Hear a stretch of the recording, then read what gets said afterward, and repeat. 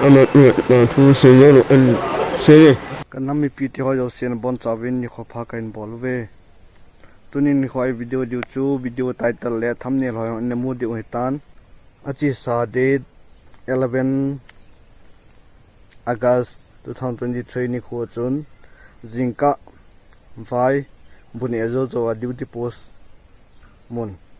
amun hi alphinom hin front line duty post mona kaloi pa thenlal thelin ke tong kha in sten le loi pa thenlal hi ipt le thela chu tong kha jing ham ti hi a condition pa hi ke jong apet ta chu amuna ama ko ma duty post a ka hi lo je in sei lang ka sei khial tam de hin loi pa ki su khan chung chang thu a ki thopi na gam pa ma sopi pa te ho a konin ki thopi na ahungin eji ki thopi na sum chu kinang kala do ka khot ta in aki so khapa golang tin dal kona ka gapi in eji ka ki man cha naw sum ka gapi na video ho abula pat na chai na chan hoi ta hin wedding in avial valin viewers ho jo se ka hin te mu ve eji ka gapi na video ho chu ana ve kho mu te apa mapuna pa lo ya khasin apa nang main zata wai pa ka tu se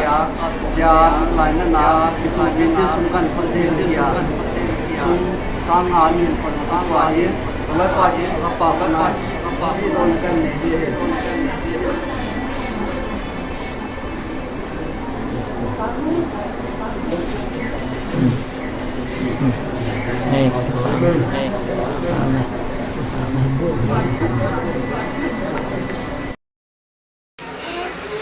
Mamin Zania Suhana na thu ni na mi mu the loyal housing na ama ma thu se yo an se ni la pan thi nen nang ma no ma na na to na tham na na thu ni na han nen le man right man using nen le anh hay xem hát lâu hội thuộc nhìn thấy nên mà thế nên thận thấy nó bút mà hẳn thực ra như mà anh sẽ luôn anh hay thực tế aki so khapa ngai dua mu bila roi gol hot hot che anu aki so khapa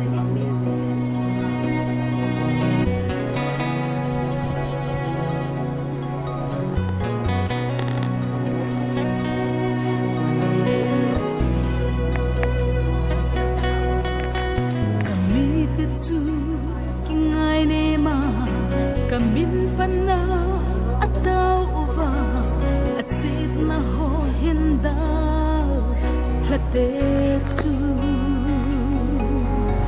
vana kunin anangay langkatin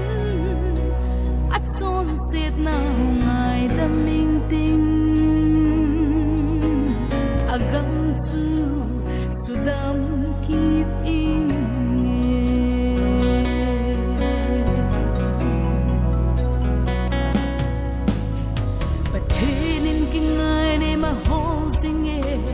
ama panpi agal dongam si pai phale hangsan ahole kido na pakai kido na ahi zona chupa kaya ko nahi hallelujah alopi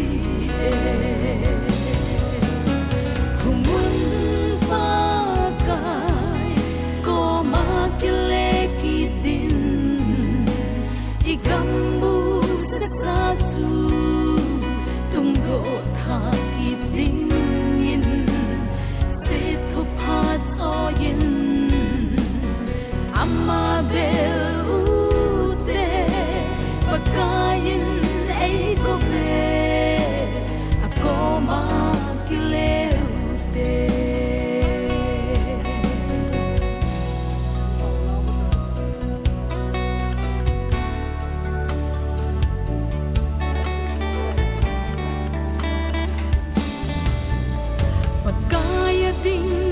at san ngam te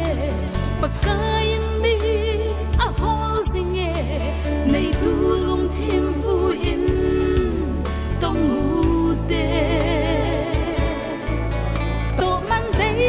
tong te ho sol tao vin lengam hu ngam ding ho mo vin zonatsu sante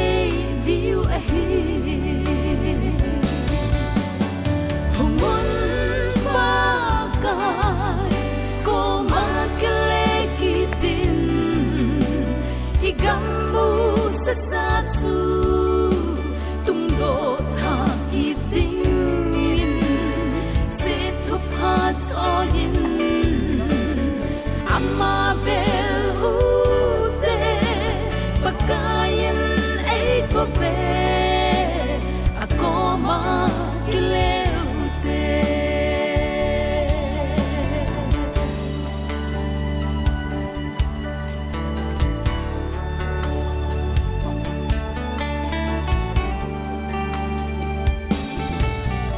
leisit hausat na sumlepay imalaw ban na bay ahi go sa hello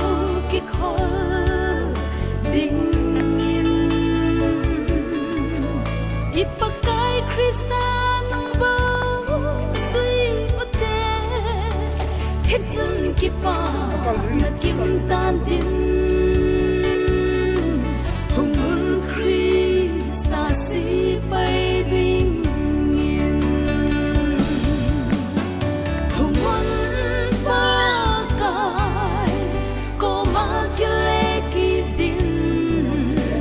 igambu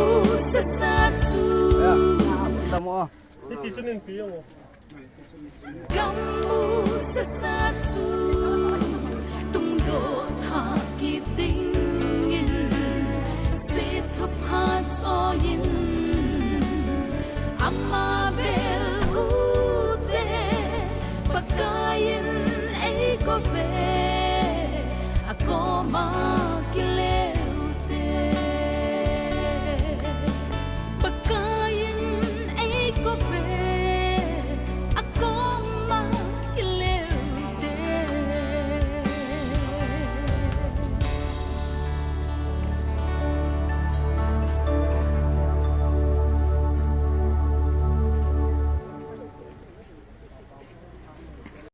sum ka kapi do na video le ka kiman cha na ho chu in a ve chai tawin ama hi tu a hi sum ka kapi zo zo wa chu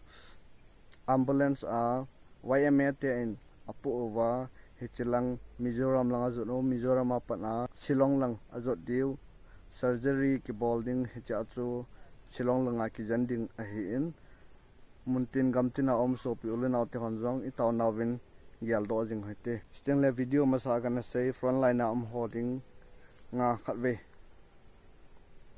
sa kan e khom na diu sum athot thei thei pan kalano metia gyal ho in sum hin thot win tia kain ngai chat ka hin thum na mi phe pian sumain thot tan